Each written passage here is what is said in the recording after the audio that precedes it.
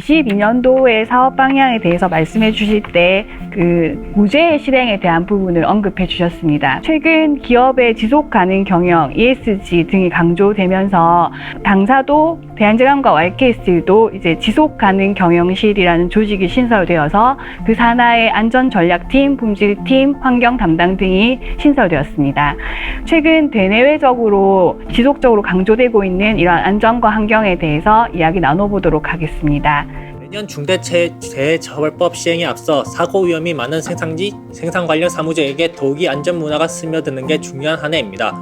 2020년 산업재해 예방을 위해 양사안전전략팀에서는 다양한 안전보건 정책 활동을 추진할 계획입니다.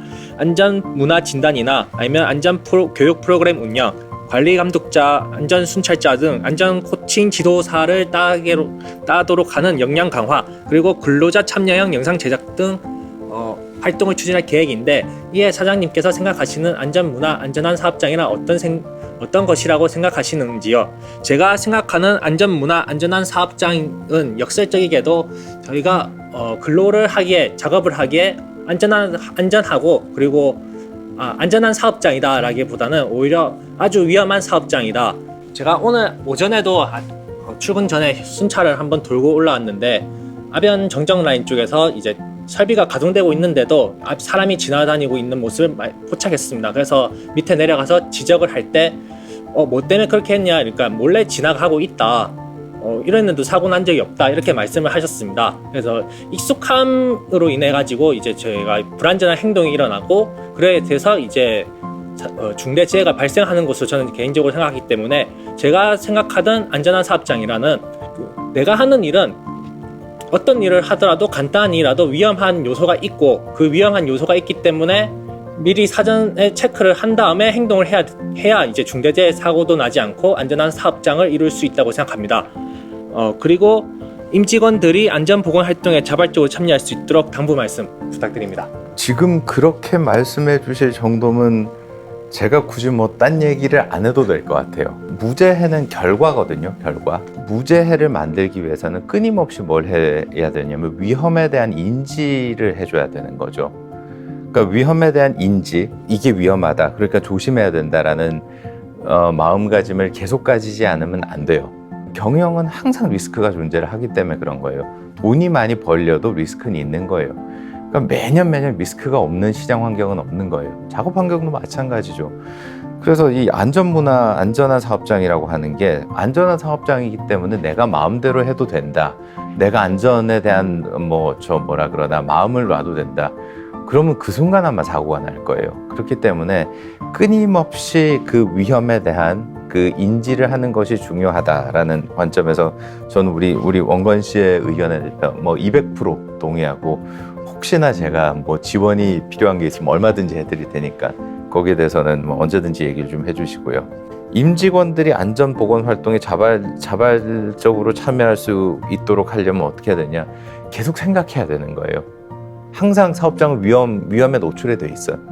그러니까 그거를 매일매일 매순간 이제 인지를 해야 몇백 명이 이제 그 대한제감 YK 다 합치면 근 1000명에 가까운 사람이 1년 동안에 안전하게 집에 갈 수 있다는 거예요. 그게 문화가 정착이 돼야 5년, 10년, 예를 들어 정년 퇴임까지 이제 손발 안 다치고 큰 문제 없이 안전하게 이제 가족의 품에 보내드릴 수가 있는 거지.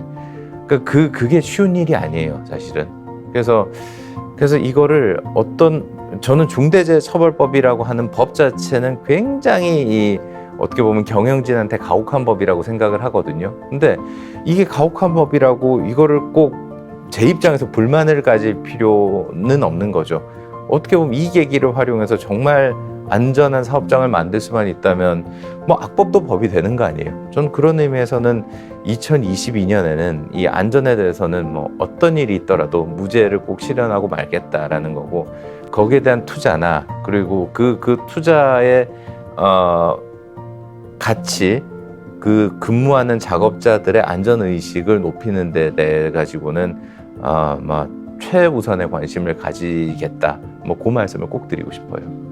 보다 더 강화되었다는 게 저는 이제 많이 체감을 하고 있는데 이런 활동을 시작하시면서 이제 직원들 현장의 반응들은 어떤지 정문종 반장님께서나 아니면 김원건 사원께서 그 현장에서 들은 얘기들이라든지 이런 활동들 했을 때 반응들이 어땠는지 좀 듣고 싶습니다.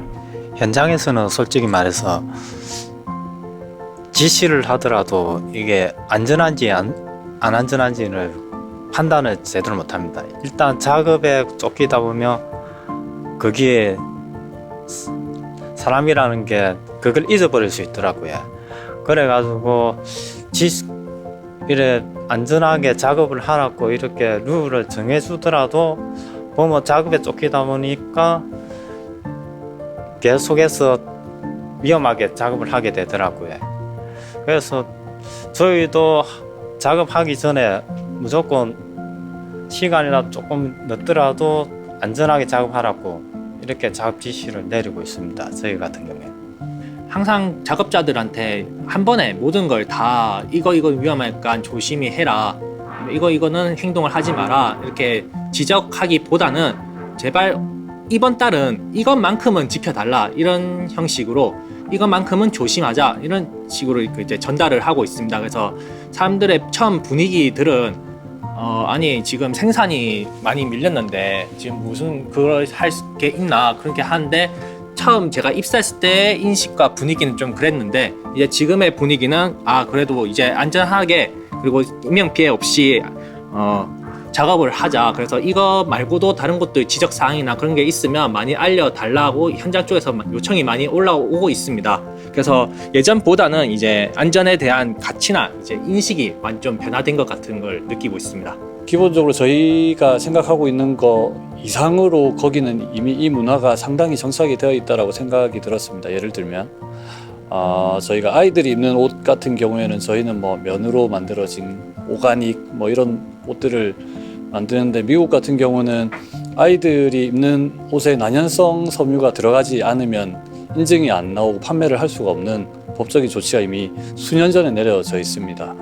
그리고 유럽 같은 경우에도 이 안전보호 장비에 대한 그 사회적인 인지도나 그리고 사회에서 기본 우리가 이제 그 밖에서 보는 그런 매장 중에도 저희가 입고 있는 이런 그 안전보호구를 판매하는 매장들이 상당히 많이 오픈이 되어 있고, 이런 제품에 대한 투자나 이 구매하는 가격대도 저희가 생각하는 것보다 훨씬 높은 가격대의 제품을 판매를 하고 있습니다. 예를 들면 저희가 뭐 흔히 얘기하는 나이키나 아디다스 신발이 국내에 20만 원 하는 게 유럽에도 20만 원 정도 한다라고 하게 되면 안전하는 유럽에서는 한 25만 원에서 30만 원대까지 판매를 하고 있습니다. 기본적으로. 그러니까 저희 국내 같은 경우는 안전화 같은 경우가 일반 저희가 신는 신발보다 훨씬 싼 가격에 산다라고 하는 그런 인식이 있지만, 유럽은 일반 신발보다 훨씬 비싸게 돈을 주고 사야 된다라고 하는 그런 인식이 있기 때문에 제반적인 그런 사회적인 분위기나 인식 자체가 국내와는 분명히 차이가 있었던 거로 생각이 되고요. 저희도 저희뿐만이 아니라 전체 국가적으로도 이런 인식이나 문화가 정착되는 데는 분명히 시간이 걸리겠지만 꼭 필요한 과정이다라고 생각이 됩니다. 이 안전에 대해서는 아마 우리 회사 내에서의 중요도가 커지고 그것이 단순히 뭐 어떤 정부 정책이라든지 원사이드에 무슨 이렇게 푸시를 해서 그런 것만은 아니고요. 자기의 삶이 중요하다라고 느끼는 이제 이 전반적인 트렌드에 맞춰가지고 아마 굉장히 큰 변화가 있을 것 같아요. 그래서 저는 뭐 그런 의미에서는 이 부분에 대한 투자를 아끼지 말아야 된다라고 생각을 하고 있어요. 네, 최근 여러 기업들이 ESG 경영 체제를 도입하고 있고 기업의 환경적인 역할이 중요해지고 있다고 생각합니다. 최근에 품질팀에서도 재활용 제품에 대한 품질과 친환경성을 인정받는 GR 인증 취득을 준비하기도 했었는데요. 현 시점에서 그 환경 친화 기업으로 다가가기 위한 계획이 있으신지 궁금합니다. 저는 이 2022년 대한제강에서 제가 생각하는 개인적인 목표, 제 개인 타겟이에요. 중에 가장 중요한 게 뭐냐면 우리가 쓰는 원재료인 철 스크랩을 폐기물에서 자원으로 인정받아야겠다가 제일 커요. 사실은 우리 회사는 어떻게 보면 가장 우리나라에서 업종으로 보면 가장 큰 환경 친화 기업이에요. 왜냐하면 인더스트리얼 웨이스트, 그러니까 산업 폐기물을 자원으로 바꾸는 거거든요. 그 원자재, 그러니까 너무 이제 그 리사이클링 쪽으로만 가면 우리 제품이 저기가 되겠지만, 우리 소재가 이제 폐기물이라고 이제 뭐라 그러나 정의를 할 수도 있겠지만, 고로보다는 전기로의 그 탄소 발생률이 6분의 1 정도밖에 안 되거든요. 그래서 반드시 필요하다고 생각해요. 스크랩에 대한 자원으로서의 인정은. 그래서 그 부분에 대해서 저는 저 개인적으로 또는 이제 전사적으로 또는 이제 산업 내에서의 그 넘버원 미션이라고 생각을 하고요. 두 번째는 이제 우리가 발생하고 있는 여러 가지 이제 잔여 폐기물이나 이제 충분히 활용하지 못하는 에너지라든지 그런 리소스들이 있어요. 그런 것들을 충분히 활용할 수 있으려면 어떻게 해야 되는지. 우리 폐기물 같으면 이제 슬래그, 분진, 스케일, 이게 이제 제일 메인일 거고요. 뭐 폐내화물 이런 것들도 있고, 그리고 그 폐기물은 그리고 이제 활용되지 않고 낭비되는 에너지 중에 냉각수에 이제 포함되어 있는 열량 이런 것들인데, 그리고 이 전기로 조업을 통해서 발생하는 이산화탄소 이런 것들이거든요.